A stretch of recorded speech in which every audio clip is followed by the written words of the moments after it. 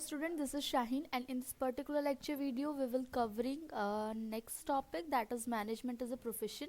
Management as a profession होता क्या है, तो देखो ये किस पे बेस्ड होता है। इसमें स्पेसिफिक क्वालिफिकेशन की नीड होती है, कुछ एक्सपीरियंस की नीड होती है, क्योंकि स्पेसिफिक क्वालिफिकेशन कुछ ना कुछ आपके पास डिग्री होनी चाहिए। जैसे अगर एक सीए होल्डर है, सीए अगर है तो वो उसके पास एक कोड ऑफ कंडक्ट होगा। उसके बाद एक एक्सपीरियंस होना चाहिए आपको, कि आपको मिनिमम 5 इयर्स का एक्सपीरियंस है, 2 ईयर का एक्सपीरियंस है। कुछ ना कुछ जब हम आगे एक प्रोफेशन स्टार्ट करते हैं तो उसमें कुछ ना कुछ एक्सपीरियंस का मतलब इंक्लूडेड होता है। उसके बाद इसमें increase in corporate form of business on one hand, जिससे कि आपका कहीं ना कहीं वेल डिफाइंड एक नॉलेज आपको प्रोवाइड होती है। और इससे ये एम्फेसाइज करती है, किस चीज़ पे एम्फेसाइज करती है, बिजनेस के कंसर्न पे, बिजनेस से रिलेटेड फंक्शन पे। अगर आपके पास एक्सपीरियंस होगा, अगर आपके पास एक प्रॉपर डिग्री होगी किसी चीज़ की, तो उससे आपका बिजनेस कंसर्न बहुत ही अच्छे वेल डिफाइंड मैनर में चलेगा। अब प्रोफेशन के लिए क्या क्या चीज़ें होनी चाहिए। अब profession has the following characteristics. सबसे पहले है well defined body of knowledge. सबसे पहले इसका मतलब है कि आपके पास एक वेल डिफाइंड नॉलेज होनी चाहिए, आपके पास नॉलेज होनी चाहिए किसी भी चीज़ की, अगर आप मैनेजमेंट में एंटर करते हो। Next is restricted entry. आसानी से यहाँ पे किसी को भी इजाज़त नहीं है कि आसानी से कोई भी इंसान यहाँ पे आ जाए। आपको कोई एक एग्जामिनेशन के थ्रू जाना पड़ेगा। अब ट्वेल्थ के बाद ट्वेल्थ की मार्कशीट कैसे मिलेगी, जब आप ट्वेल्थ के एग्ज़ाम को अच्छे से क्रैक कर पाओगे तब मिलेगी। Next is professional association. Professional association में देखो यहाँ पे साफ साफ लिखा है कि to be able to practise in Indian lawyer have to become member of bar council. अगर आपको लॉयर बनना है, इन प्रैक्टिस में बनना है, तो आपको उसका मेंबर होना चाहिए जो सारी एक्टिविटीज़ को कंडक्ट करे। इथिकल कोड ऑफ कंडक्ट होनी चाहिए, जैसे कि डॉक्टर के पास एक एमबीबीएस की डिग्री होती है, और किसी भी चीज़ में पार्टिसिपेट करने के लिए वो एक वेल डिफाइंड नॉलेज की बात होती है, इथिकल प्रैक्टिस की ज़रूरत होती है। सर्विस मोटिव, मतलब आप सर्विस मोटिव के काम कर रहे हो। सर्विस मोटिव का मतलब प्रॉफिट एम नहीं होना चाहिए आपका। जैसे कि अगर एज अ टीचर मैं आपको एक कोई भी चीज़ की डायरेक्शन दे रही हूँ, तो मेरा मेन मोटिव इनकम नहीं है, मेरा मेन मोटिव प्रॉफिट अर्निंग नहीं है। भले ही वो किसी और पर्पज से आपको मिल रहा हो, बट मेन मुद्दा ये होना चाहिए कि मेन मुद्दा आपका प्रॉफिट नहीं होना चाहिए। तो यहाँ पे लिखा भी है कि the basic motive of profession is to serve the client interest. Client के इंटरेस्ट के ऊपर डिपेंड करता है। Committee service, the task of lawyer is to ensure the client get justice. Client को, एक लॉयर का मेन मुद्दा क्या होगा कि भाई मेरे जो क्लाइंट है उसको जस्टिस मिल पाए, इंसाफ मिल पाए। आगे इसके बारे में डिस्कस करेंगे। तो आगे जो नेक्स्ट टॉपिक है that is level of management. Level of management का मतलब है कि कितने आपको पहलू देखने पड़ते हैं मैनेजमेंट के बारे में। सबसे पहले आता है टॉप मैनेजमेंट। टॉप मैनेजमेंट में कौन कौन आएगा। टॉप मैनेजमेंट में आपके चीफ एग्जीक्यूटिव ऑफिसर आ गए, चीफ ऑपरेटिंग ऑफिसर आ गए, प्रेसिडेंट आ गया, वाइस प्रेसिडेंट आ गया। ये टॉप प्रायोरिटी पे रहते हैं, ठीक है। इसके अंदर क्योंकि ये सीनियर मोस्ट होते हैं, देखो ये पॉइंट्स लिख लो। ये पॉइंट्स आप जब अपने एग्जाम में नोट फ्रेम करोगे ना, एग्जाम में इससे रिलेटेड क्वेश्चन आएगा, तो आप एक तरीके से नोट मेकिंग बनाओगे। इसकी तो प्रॉपर वीडियो मैं आपको प्रोवाइड करूँगी कि ऐसे नोट्स प्रिपेयर करें, कैसे एग्जाम टाइम में क्या क्या टिप्स वगैरह होती है। लेकिन कुछ चीज़ें साथ साथ लिखते जाओ, जैसे कि टॉप मैनेजमेंट। अगर आप लेवल्स ऑफ मैनेजमेंट की बात करो तो लेवल्स ऑफ मैनेजमेंट में सबसे पहले डालोगे टॉप लेवल मैनेजमेंट, और टॉप लेवल मैनेजमेंट के अंदर आप पॉइंट्स लिखोगे दैट इज सीनियर होना चाहिए, सीनियर मोस्ट एग्जीक्यूटिव होता है।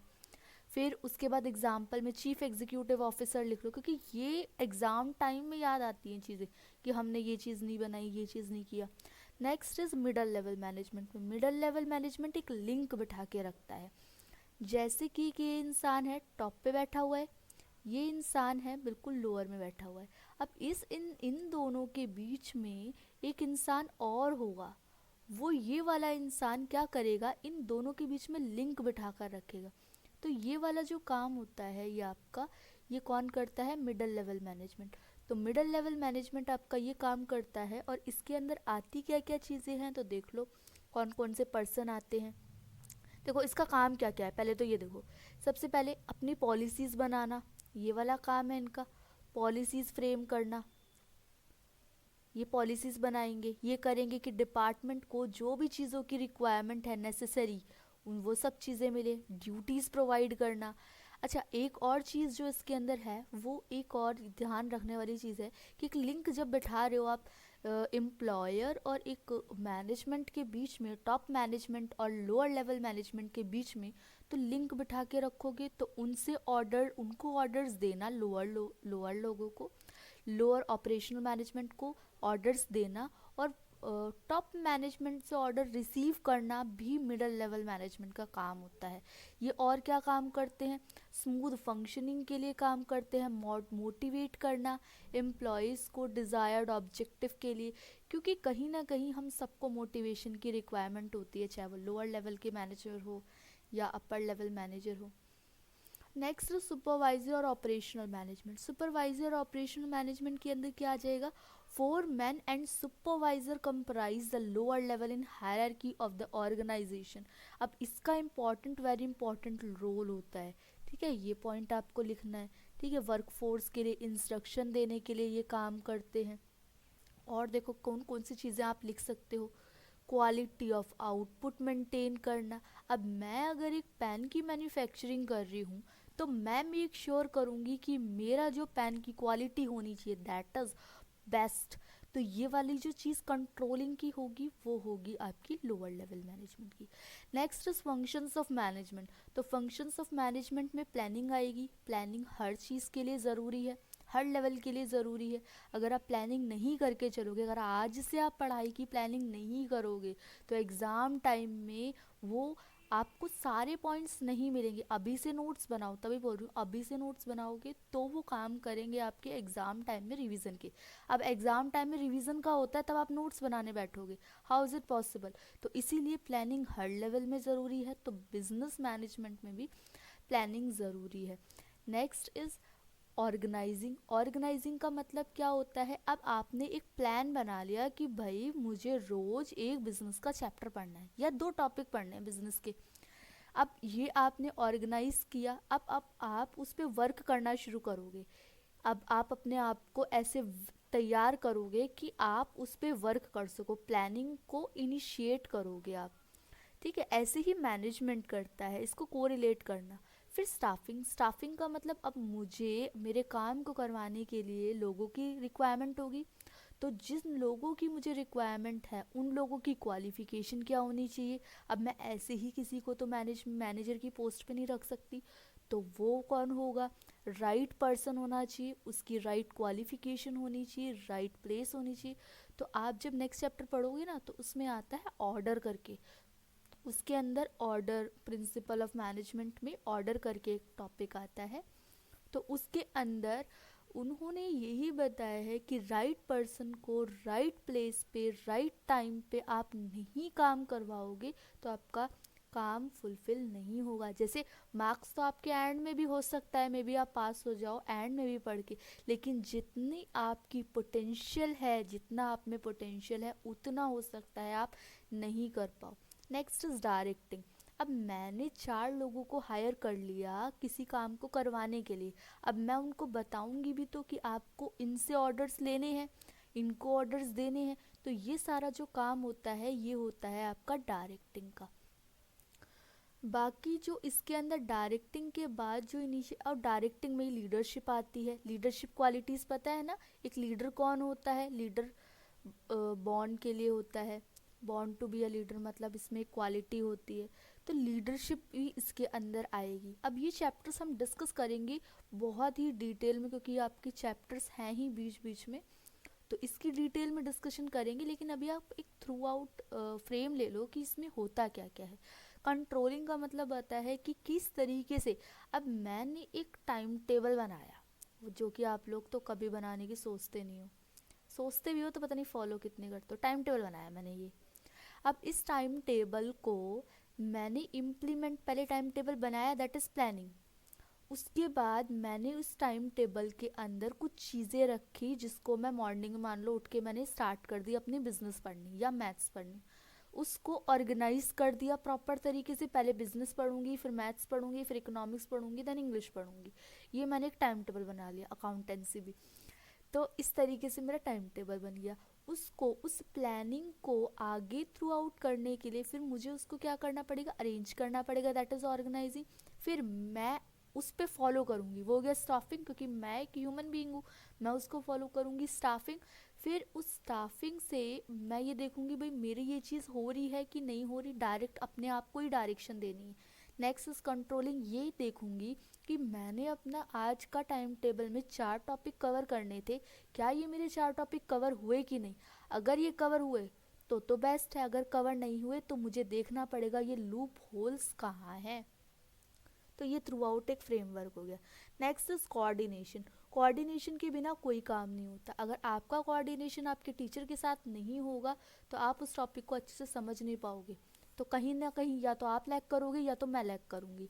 नेक्स्ट इज कोऑर्डिनेशन के अंदर और जो टॉपिक्स हैं, कोऑर्डिनेशन का मतलब यहाँ पे अच्छे से दे रखा होगा एक जगह, तो उसके बारे में भी पढ़ेंगे।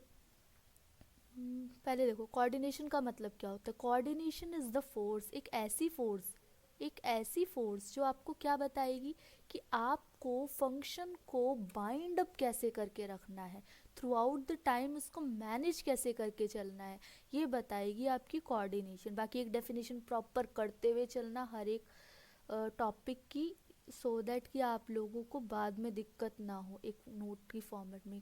कोऑर्डिनेशन में कैरेक्टरिस्टिक्स में सबसे पहले आते हैं coordination integrates group efforts. Group efforts का क्या मतलब होता है कि ये एक इंडिविजुअल के ऊपर नहीं होता कोऑर्डिनेशन, कि एक इंसान कोऑर्डिनेट कर रहा है, it's not possible. Next is coordination ensures unity of action.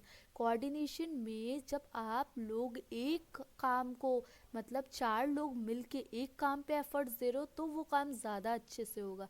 सबका गोल एक ही होना चाहिए।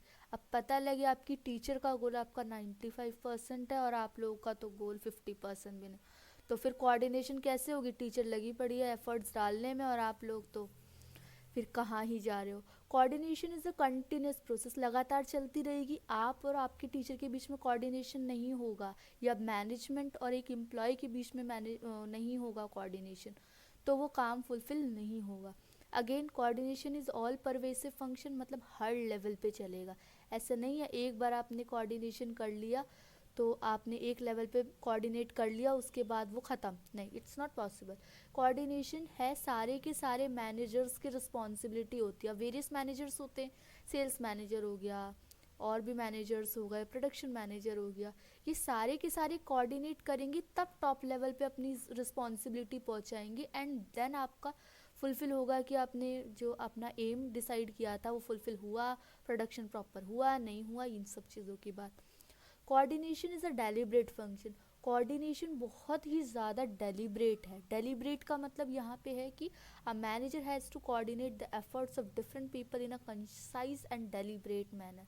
डेलिब्रेट मतलब बहुत इंपॉर्टेंट फंक्शंस में से आएगा। Willing to cooperate not and work, मतलब कॉपरेट करना पड़ेगा एंड वर्क करना पड़ेगा। Next is importance of coordination. Importance of coordination में आप देखोगे कि कोऑर्डिनेशन ज़रूरी क्यों है मेरी फर्म के लिए। अब ये आ गई डेफिनेशन। इन 3 डेफिनेशन में से आप कोई भी एक डेफिनेशन अच्छे से अपनी कॉपी में नोट डाउन कर लेना, जो भी आपको अच्छी लगे। मैं शॉर्ट वाली देखती हूँ एक बार, अगर आप लोग को इजीली हो। कोऑर्डिनेशन एक ऐसी प्रोसेस है whereby an executive develop an orderly pattern of group efforts among his coordinates, subordinates and secure unity of action। तो ये कॉम्प्लिकेटेड सी लग रही है।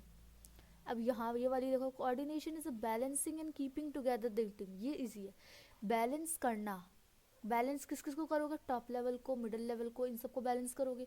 कीपिंग टुगेदर, एक साथ रखना the team by ensuring suitable allocation of task. कैसे उनको एक साथ रखोगे, जब आप एलोकेट करोगे, बहुत सारी चीज़ें आप उनको टास्क दोगे वेरियस मेंबर्स को, और देखोगे कि वो टास्क परफॉर्म कर रहे हैं कि नहीं कर रहे, तो ये कोऑर्डिनेशन के अंदर आएगा। Coordination is the process whereby, ये वाला तो हो गया। तो ये वाली डेफिनेशन आपको अच्छे से नोट करनी है और उसको 1-2 बार पढ़ लेना, वो याद हो जाएगी। किसने दी है ये, EFL ब्रैच ने। नेक्स्ट, अब हमने पढ़ना था कि इम्पोर्टेंस ऑफ मैनेजमेंट कोऑर्डिनेशन जो है वो क्यों ज़रूरी है। तो सबसे पहले ग्रोथ इन साइज, साइज़ की ग्रोथ होती है। देखो साइज़ की ग्रोथ होगी तो आपको कोऑर्डिनेशन बहुत हेल्प करेगा। ग्रोथ हुई साइज़ में, ब्रांचेस ज़्यादा खुलने लगी, इंडिविजुअल नहीं उसको संभाल पा रहा तो कोऑर्डिनेट करोगे जब आप स्टाफिंग करोगे। फंक्शनल डिफरेंशिएशन का मतलब होता है कि functions of an organisation divided into different department, अलग अलग डिपार्टमेंट में आपकी फंक्शंस डिवाइडेड हैं। तो अलग अलग डिपार्टमेंट को जब आप एक साथ लेके चलोगे तभी आप उसको अच्छे से फुलफिल कर पाओगे। अब इन्होंने एक स्टोरी टाइप की दे रखी है यहाँ पे, उस पर नहीं जाते, डायरेक्ट नेक्स्ट पॉइंट पे आते हैं, स्पेशलाइजेशन। कोई भी काम रिपीटेडली कर रही हो, मान लो मैं इसी चैप्टर को 5 बार एक बच्चे को पढ़ाती हूँ, तो मैं क्या हो जाऊंगी, उस चैप्टर में परफेक्शन हासिल कर लूँगी। तो इसीलिए मैं आप लोगों को ही बोलती हूँ कि आप लोग through out the time revision करते रहो ताकि आप उस चीज़ के स्पेशलिस्ट बन जाओ, ताकि नेक्स्ट उसके अंदर आपको कोई प्रॉब्लम ही ना हो नेक्स्ट टाइम में रिवीजन की। फिर यहाँ पे मैनेजमेंट इन 21st सेंचुरी, आज की डेट में मैनेजमेंट कैसा है ये वाला बताया गया।